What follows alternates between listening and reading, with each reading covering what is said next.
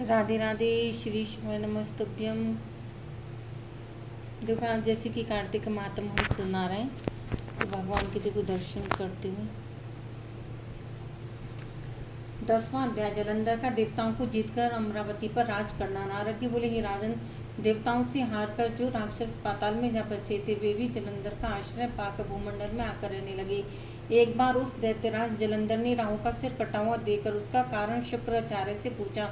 तब शुक्राचार्य ने समुद्र मंथन के समय का सारांश कह सुनाया और 14 रत्नों के हरने की सारांश उसे कह सुनाया। 14 रत्नों के हरने की कथा तथा दैत्यों की हार का भी सब वृतांत कह सुनाया। जलंधर ने अपने पिता सागर के मंथन की बात सुनकर क्रोध से लाल लाल आंखें करके घसमन नाम के अपने दूत को बुलाकर इंद्र के पास भेजा।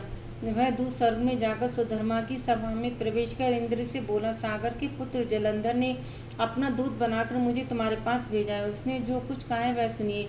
तुमने मेरे पिता समुद्र को पर्वत से क्यों मथा और वहां से निकले हुए रत्नों को जो तुम ले आए हो उन्हें वापस कर दो। इस प्रकार दूत के वचन सुन विस्मित होकर भय और रोष से इंद्र घसमर से कहने लगे, हे दूत, हमने जो सागर का मंथन किया था सो सुनो। पहले मेरे भय से डरे हुए पर्वतों को सागर ने अपनी कुक्ष में छुपा लिए थे और बहुत से दैत्य की भी उसने रक्षा की थी। इस कारण मैंने भी उसके रत्न हर लिए। पहले सागर का पुत्र शंकासुर भी देवताओं से बैर करता था। वह भी समुद्र के भीतर जाकर छिप गया। उसको मेरे छोटे भाई ने मार दिया। अब तुम जाओ और समुद्र मथने का समाचार जलंधर से कहो। नारद जी बोले, तब वह दूत इंद्र से विदा हो पृथ्वी पर आया। इंद्र का सब वृत्तांत जलंधर से कहा है। सुनकर दैत्य क्रोध में कांपता हुआ देवताओं को जीतने के विचार से चारों दिशाओं तथा पाताल से करोड़ों दैत्य शुभ निशुभ आदि सेनापतियों को बुलाया और उनके साथ सेना लेकर स्वर्ग में जाकर नंदन वन को चारों ओर से घेर लिया। तब तो देवता भी कवच आदि पहनकर लड़ने के लिए अपने अस्त्र शस्त्रों सहित अमरावती से बाहर निकले और देवता तथा दानवों में घोर युद्ध होने लगा।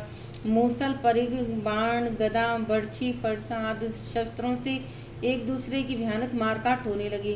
दोनों तरफ की सेनाओं ने हाथी, घोड़ा सवार आदि के मरने से वहां रुधिर की धारा बहने लगी। उस समय सायंकाल के लाल बादलों की तरह रणभूमि शोभा दे रही थी और युद्ध भूमि में जितने दैत्य मरे पड़े थे उन सबको शुक्राचार्य ने मृत संजीवनी विद्या से जीवित कर दिया। उधर बृहस्पति जी ने भी मरे हुए सब देवताओं को अपने मंत्र बल से जीवित कर दिया। युद्ध में मारे गए देवताओं को पुनः जीवित देकर जलंधर शुक्राचार्य से कहने लगा कि हमसे मारे देवता फिर कैसे जी उठे। आपकी यह मृत संजीवनी विद्या तो किसी जगह सुनी ही नहीं है। तब शुक्राचार्य बोले, अंगरा पुत्र बृहस्पति ने द्रोणाचल पर्वत से दिव्य औषधियां मंगाकर इन देवताओं को जीवित कर दिया है, इसलिए तुम द्रोणाचल को जीत लो। नारद जी बोले, दैत्येंद्र जलंधर ने यह सुनकर द्रोणागिरी को जीतकर समुद्र में फेंक दिया और संग्राम में आ गया। पश्चात संग्राम में देवताओं को मरे हुए देख बृहस्पति द्रोणाचल के पास गए, परंतु वहां द्रोणाचल नहीं देखा। द्रोणाचल को दैत्य हर ले गए। यह बात जान बृहस्पति जी भय से व्याकुल होकर बोले, भागो, यह महादैत्य जलंधर जीतने में नहीं आएगा, क्योंकि यह रुद्र के अंश से उत्पन्न है। इंद्र ने जो कुछ उपद्रव किए थे उन्हें याद करो, उसी से पैदा हुआ है। बृहस्पति जी की बात सुनकर तथा जलंधर से भय मानकर सब देवता चारों दिशाओं को भाग गए। सागर के पुत्र जलंधर ने देवताओं को हारकर भागते हुए देख शंखनाद करते हुए अमरावती में प्रवेश किया।